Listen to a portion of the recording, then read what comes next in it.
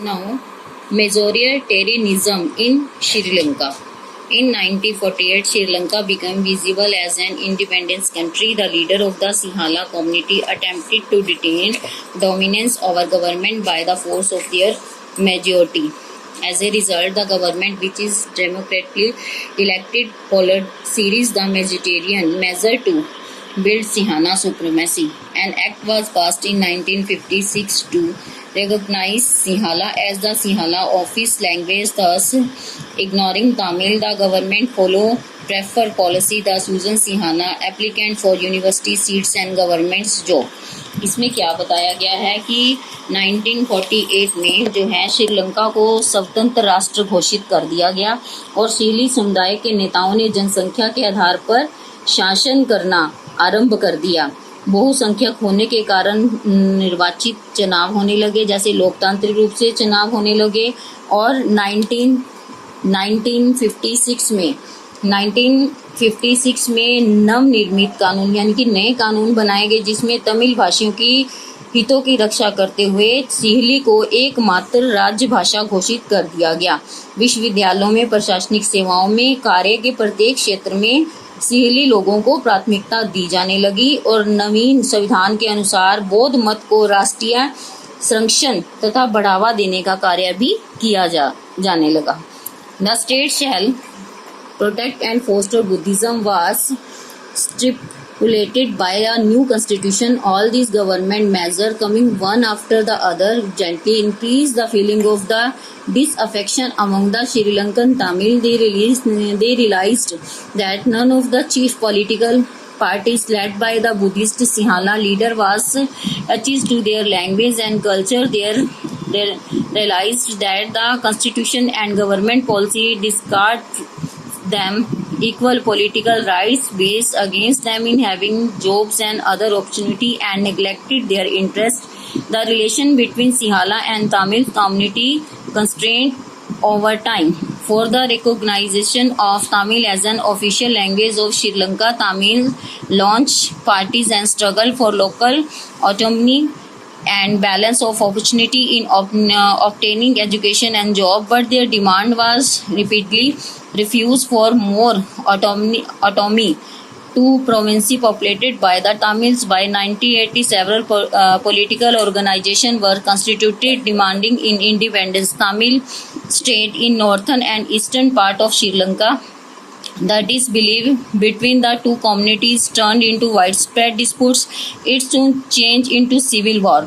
Thousands of people of both communities have been killed as a result. Many families had to leave the country as refugees. Many more lost their livelihood. You have noticed chapter 1 to economics and textbook class 10th about Sri Lanka superior index of economic development, education and health, and away full obstruction has been caused by the civil war to the social, culture, economic life of the people. It was ended in 2009. यानी इसमें क्या बताया गया है कि इस प्रकार से जो नियंत्रण है आए हुए प्रशासनिक आदेशों से जो है श्रीलंकाई तमिलों में असंतोष उत्पन्न होने लगा। शासन की निर्ममता और तमिलों के प्रति जो है असंवेदनशीलता उनके हृदय में आक्रोश भरने लगी। उन्हें आभास होने लगा कि बौद्ध धर्म को मानने वाले जो हैं सिहलियों के नेतृत्व में सभी राजनीतिक दल तमिल लोगों के प्रति न्यायमुक्त निर्णय नहीं ले सकते, क्योंकि अब उनमें भेदभाव की भावना उत्पन्न हो गई थी, क्योंकि वे उनके प्रति असंवेदनशील हो गए थे। सरकार की जो है पक्षपातपूर्ण नीतियां उन्हें मुख्य धारा से अलग कर रही थी तथा उनके मौलिक कानूनों का भी हनन कर रही थी। प्रशासनिक सेवाओं तथा अन्य लाभ के पदों से उनको वंचित रखा जा रहा था। उनके साथ हर क्षेत्र में भेदभाव किया जा रहा था। उन्हें अच्छे पदों पर नहीं रखा जा रहा था। उनके हितों की उपेक्षा कर उनके साथ पक्षपातपूर्ण व्यवहार किया जा रहा था। परिणाम स्वरूप तमिल और सिहली समुदायों के संबंध उत्तरोत्तर बिगड़ने लगे, यानी दिन प्रतिदिन वो बिगड़ते चले गए। इससे क्या हुआ, श्रीलंका निवासी तमिल लोगों ने स्वयं के राजनीतिक दल बनाए और तमिल भाषा को राजभाषा बनाने और क्षेत्रीय दर्जा प्राप्त करने की मांग पर जोर दिया जाने लगा।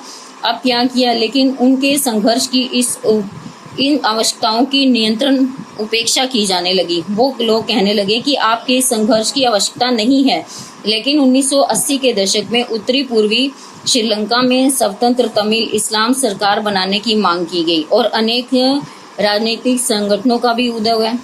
श्रीलंका में लगभग 2 समुदायों का जो है विरोध का सिलसिला आरंभ हुआ। इसमें परस्पर मतभेद इतना विकट हो गया कि उसने सिविल वॉर यानी कि गृह युद्ध का नाम ले लिया, जिसके कारण दोनों पक्षों के अनेक लोग जो हैं घृणा की बलि चढ़ गए और अनेक परिवार जो है अपना देश त्याग कर शरणार्थियों यानी रिफ्यूजी होता है शरणार्थियों की तरह जीवन व्यतीत करने के लिए विवश हो गए।